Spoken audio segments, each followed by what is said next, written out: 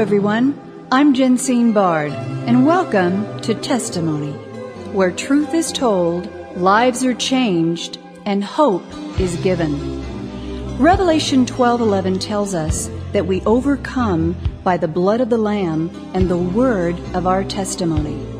A testimony of your story for His glory. He has spent his career addressing the most challenging topics in American society. As a New York Times best-selling author, he has written on topics ranging from education to racism to presidents to the problem of evil. He frequently debates with leading atheists and intellectuals, and also lectures on current issues, some of which we will talk about today, and some of which clearly motivated his writing of The Roots of Obama's Rage, and soon-to-be-released movie called 2016 Obama's America. As president of King's College in New York City and former Phi Beta Kappa graduate of Dartmouth and a former policy analyst for the Reagan White House, my next guest truly has achieved the American dream. But how? We will ask him that in part one of our two-part conversation today, but also ask him about his controversial book and movie, a clear wake-up call to truth before it's too late. Would you please welcome with me to testimony President of the King's College, noted scholar, speaker, and author of New York Times best-selling The Roots of Obama's Rage, and my honored guest, Mr. Dinesh D'Souza. Dinesh, welcome to testimony. It's very good to be on the show. Thank you. It's a wonderful honor to have you. Dinesh, your book and movie is slated to be the antidote to what Michael Moore's Fahrenheit 9/11 was to the liberal left. But before we get to that, I would like you to take our listeners to your early roots, how you overcame your adversity as a young boy in the suburbs of Mumbai, India, and how you came to faith in Jesus Christ. Dinesh, would you please tell us that story?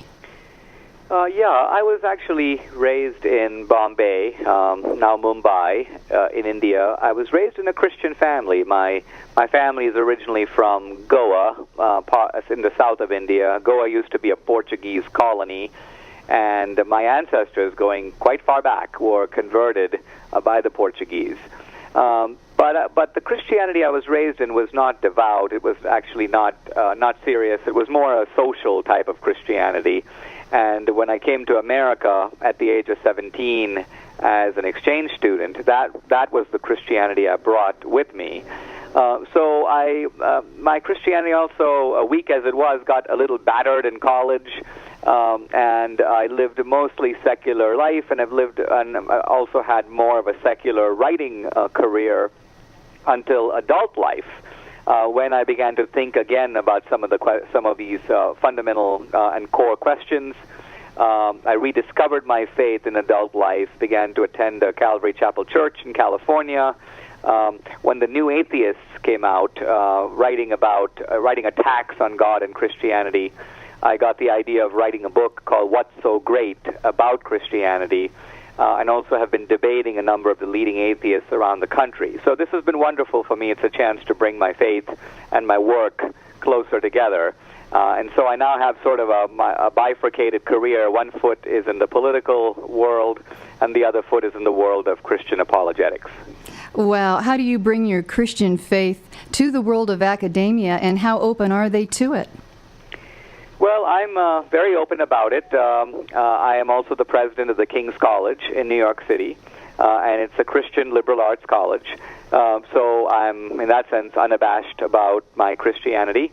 I will say, though, that when I do debates with the atheists, we often do those debates not in the church, but on the secular campus. And those debates are conducted in the vocabulary of reason alone, so that in those debates, I don't typically refer to the Bible or Revelation or sacred scripture. Why? Because I'm talking to people who don't accept the authority of the Bible to decide the issue. So we'll often argue in terms of history and philosophy and modern science, But the Bible is not the starting point. It's kind of the end point of those discussions. Well, and in reading your book, actually on page 11 of your book, The Roots of Obama's Rage, I was really struck by your background, Dinesh. You say you remembered growing up as a boy in the suburbs of Mumbai. You were surrounded by the, quote, helter-skelter of poverty and chaos, naked children running around, rickshaws and beggars, cows crossing the road. And you say yourself that you wondered how you even made the long journey from the world of your childhood. You grew up without a television or a telephone or even hot showers and a bathroom, to now the president of King's College and arguably one of America's most distinguished voices for today, conservative voices. How did you get there? A lot of my political education occurred when I was a student at Dartmouth. I fell in with a group of conservative students who were talking about important issues, capitalism versus socialism, the Soviet empire abroad. This was the Reagan generation. And we had a mentor, Professor Jeffrey Hart, who was a deputy of the writer Bill Buckley, who was editor of National Review magazine. So in any case, I found myself exposed to a new set of ideas that I had never thought about before. And I found myself going back and reading great thinkers, Adam Smith, Solzhenitsyn, the economist Friedrich Hayek, and others, and just beginning to form for the first time a kind of worldview. Now, when I think about it, my values really haven't changed. I think I have the same core values that I had as a kid growing up in India. But what modern American conservatism has provided me is a vocabulary for understanding and articulating those ideas in a modern Western context. Now, do you look back on your life as one of privilege and a rare opportunity, or is this an opportunity for anyone listening today that could do what you've done in your similar situation? Well, the powerful aspect of the American dream, the so-called pursuit of happiness, is not that anything is guaranteed to you. It's not an automatic promise of success, but it is a possibility of it. So I think if you compare the United States and Europe, there is more security in Europe because there's a bigger welfare state. So free health care and retirement, those kinds of things are better taken care of in Europe than in America. But in America, there's more opportunity and there's more mobility. There are more guys who start out at the bottom or close to the bottom who can move to the middle or the upper middle and even do really well because the country offers those opportunities. So I would say, yeah, that and the other thing is, I think that one of the great things about America is that even the ordinary guy has a really good life. If I think about India and most other countries in the world, the rich guy is going to live well pretty much everywhere. But a country is not judged by how it looks after its affluent, but what kind of a shot it gives to the ordinary fellow, the common man. And I've always been struck, I came to America at 17, so I've been an immigrant here now for many, many years, but I'm still struck by how well the ordinary man has it in America. When you looked at America, Dinesh, did you look at America as the possibility for the American dream and in third world countries today, for lack of a better word? Is that their same view? Is America the goal? Well, I don't think people think of it that way, but it really is. So, for example, if you look at India, where I go pretty much every year and I talk to young Indian entrepreneurs, first of all, they are emotionally very pro-American. Some of them are not so pro-British because of the legacy of colonialism, but even their hostility to the British is very, very slight, because they realize that even though the British may have ruled India for a couple of hundred years and taken some raw materials and some cotton, the fact of the matter is the British also left behind the English language, they left behind the legal system, they left behind parliamentary democracy, a system of laws, checks and balances.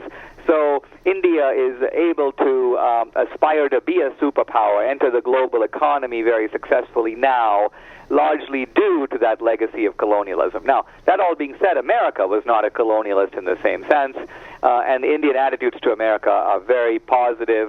And if I think about what the Indians want, is they really want the American dream. Now, they don't necessarily want America circa 2012, but I think they would love to live in America circa 1955. In other words, what the Indians want is the kind of America where prosperity can be combined with social decency. So that there's too much craziness in America now for the ordinary Indian to feel all that comfortable. But if you could give India the America that was here in the 1950s, I think the Indians would be thrilled. Wow.